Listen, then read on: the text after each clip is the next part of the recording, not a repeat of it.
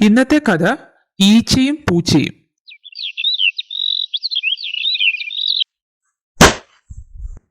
പണ്ടൊരിക്കൽ ഒരു ഈച്ചയും പൂച്ചയും കൂടി ഒരു കൊച്ചു കലത്തിൽ കഞ്ഞി വെച്ചു. കഞ്ഞി പാകമാവാറായി.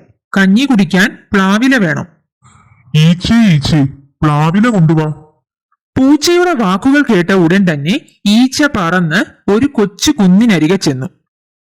അവിടെ മേഞ്ഞു നടക്കുന്ന ഒരു പശുവിന്റെ പുറത്ത് കയറിയിരുന്ന് ഈച്ച ചോദിച്ചു, കുന്നിൽ മേയും പയ്യെ പയ്യെ എന്നുടെ പേരത് ചൊല്ലാമോ? ഈച്ചയുടെ ചോദ്യം കേട്ട പശു പറഞ്ഞു, എനിക്കറിയില്ല, എന്നെ മേയ്ക്കുന്ന പയ്യനോട് ചോദിക്കൂ. ഈച്ച പശുവിനെ മേയ്ക്കുന്ന പയ്യന്റെ അടുക്കൽ ചെന്ന് ഇങ്ങനെ ചോദിച്ചു, കുന്നിൽ മേയും പയ്യെ പയ്യെ പയ്യനെ മേയ്ക്കും പയ്യാ പയ്യ എന്നുടെ പേരത് ചൊല്ലാമോ? എനിക്കറിയില്ല, എന്റെ കയ്യിലിരിക്കുന്ന വടിയോട് ചോദിക്കൂ.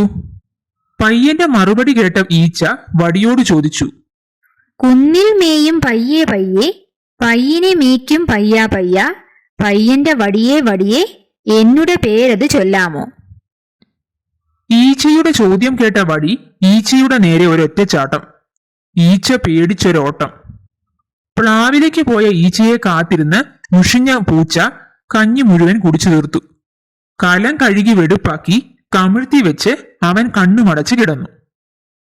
പ്ലാവിലേക്ക് പോയ ഈച്ച തിരിച്ചു വന്നപ്പോൾ കഞ്ഞിയുമില്ല, ചെങ്ങാതിയുമില്ല. കഷ്ടം, പാവം ഈച്ച വിഷമിച്ചുപോയി. ഇതാണ് ഇന്നത്തെ ചെറുകഥ ഈച്ചയും പൂച്ചയും.